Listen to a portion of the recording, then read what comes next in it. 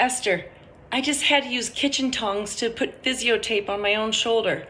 What are the 5 things I can do to fix this? Rachel, we gotta help Bag. Yes. 5 moves 5 moves. to fix your shoulders. On it. All right. These things. Yeah, we're gonna cover these things. We've been climbers for a long time and working with climbers, and I've been a PT for a long time and have seen a lot of shoulder injuries. And I worked with Coach Rachel in the fall, and she showed me some things that then I've taken back to the clinic for the last 6, 7, 8 months. Awesome. And I've worked with a bunch of climbers on the essentials for shoulder health, and we want to deliver those to you guys. And so we're going to be looking at shoulder mobility and building some shoulder strength in ways that are really relevant for climbers, because we hang and we do a lot of stuff overhead all the time. And so one of the landmarks that we need to pay a lot of attention to in these exercises is the elbow crease. So I'm going to do a permanent tattoo here of my elbow creases. And what that does for me is it lets me see the end of my upper arm bone, the humerus. And where this crease is the hinge point of my elbow. If it's facing forward, it reflects an open neutral shoulder joint. If it's rolled inward, it's reflecting a rolled in shoulder joint. Not a big deal when your arms are down by your side, although healthy alignment would be elbow creases forward, really even in standing. But it becomes a really big deal if we're overhead and rolled in. That's where we get a lot of shoulder impingement out, because that's the closed position of the shoulder.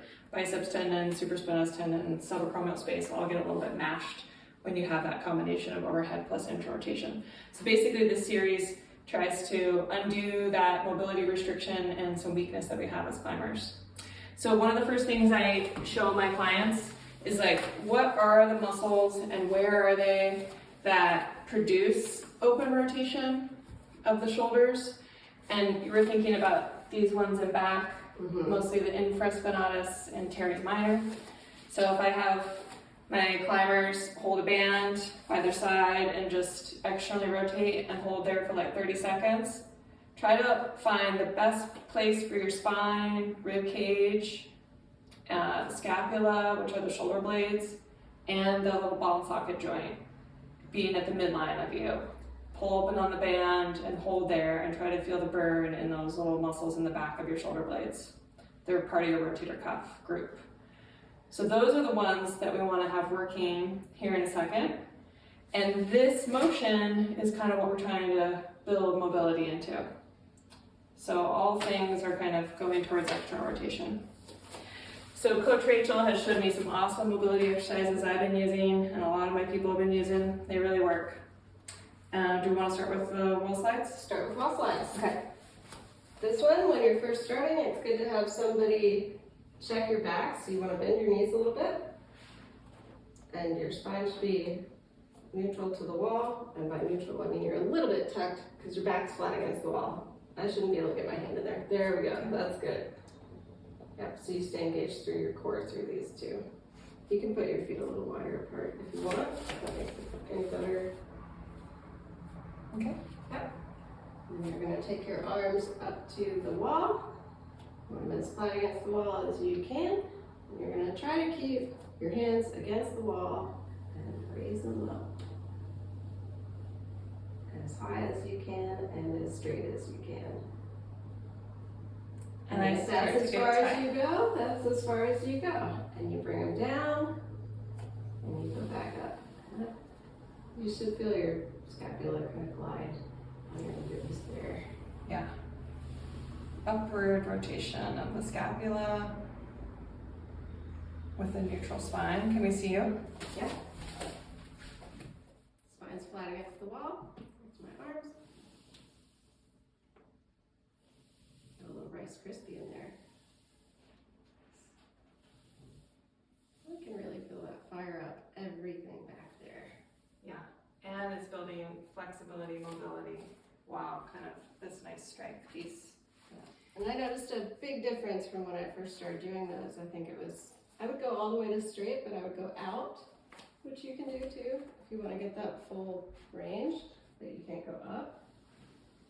You can go all the way out to the side, and you'll notice the more you do these, the higher you end up getting your hands. While getting to straight elbows. Yeah. Okay. And then I really liked the around the clocks. I think Around the those are clocks. awesome. So for round the clocks, you want to lay down on one side, and you're going to put your hands together in little fists, and you're going to take your top fist and thumbs down towards the floor. And then you're gonna put your top thumb on the floor. And I'm gonna just walk behind you, sorry. Clear these obstacles out of your way. And you're gonna go around the clock, keeping that elbow nice and straight.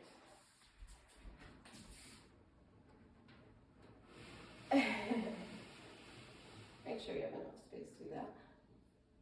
And you're gonna bring it all the way so that they're together.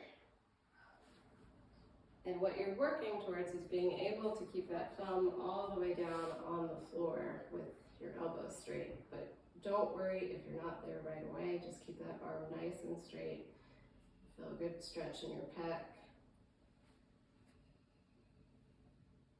And I like to do maybe, I don't know, 3 of those before or after climbing. Not too many. You don't want to be too loosey-goosey there.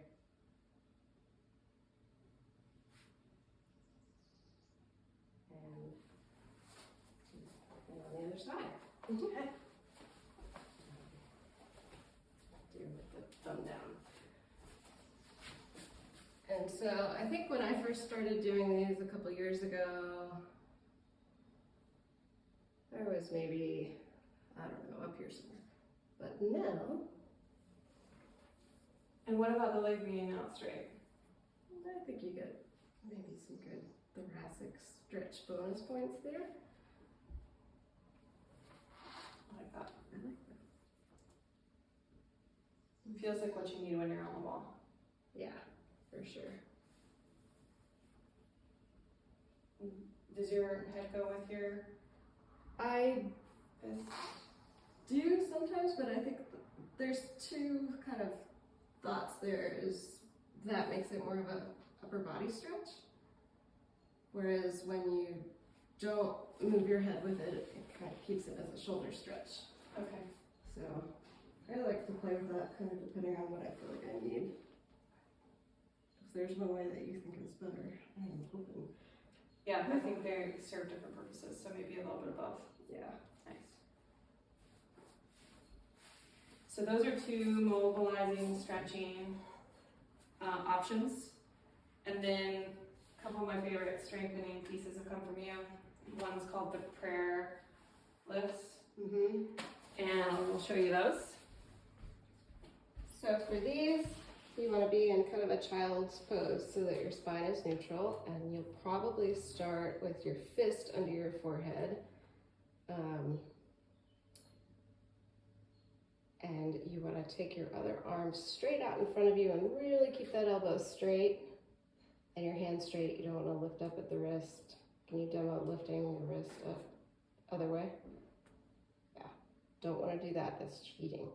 So what you're going to do is then keeping that arm nice and straight is you're going to lift it up off the floor, and it's probably not going to go very high at all.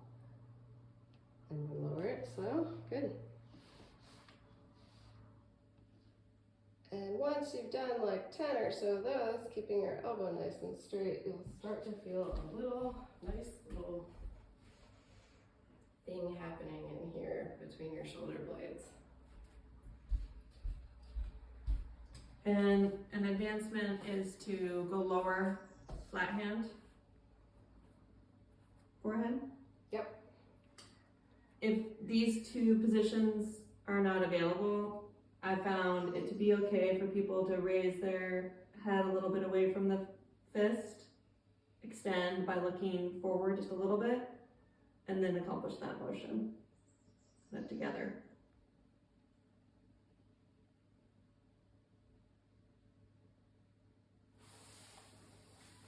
And these are really good to do after climbing. You can, start with 3 sets of 5 and work up to 3 sets of 10. For me, I started doing them when my shoulder was injured, and it's pretty much felt great ever since. Whenever I feel any kind of impingement things creeping up on me, I go back to these. Awesome. And then another favorite that puts all this together, because it's like the combination of having extra rotation that you gain from the mobility and what we were just doing with the prayer lifts, with getting to straight elbows overhead, are these wall slides. Little band around your wrists and a wall, which sometimes is hard to find. Yep. So this is the dedicated shoulder wall. Okay, so Esther's got a band around her wrists and she's got one foot against the wall, and knees not necessarily touching the wall, just kind of there. Elbows are against the wall, shoulders are protracted, so you actually for once get to kind of round through your back here. And she's gonna press her elbows really, really hard into the wall and kind of bring her elbows together at the start as much as she can. And then send them up, up and away and out to a nice V, and they're gonna straighten out. And she's gonna lift them up the wall just a tiny bit, good, and put them back down. And continuing to press and stay protracted really hard to the wall, she's gonna bring those elbows back together.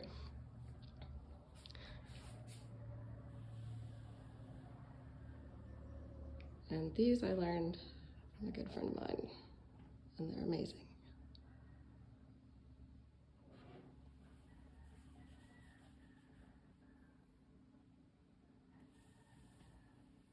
You can also do these without a band if you don't have a band, but the band does make it nice. And if they feel hard, they are. Yeah.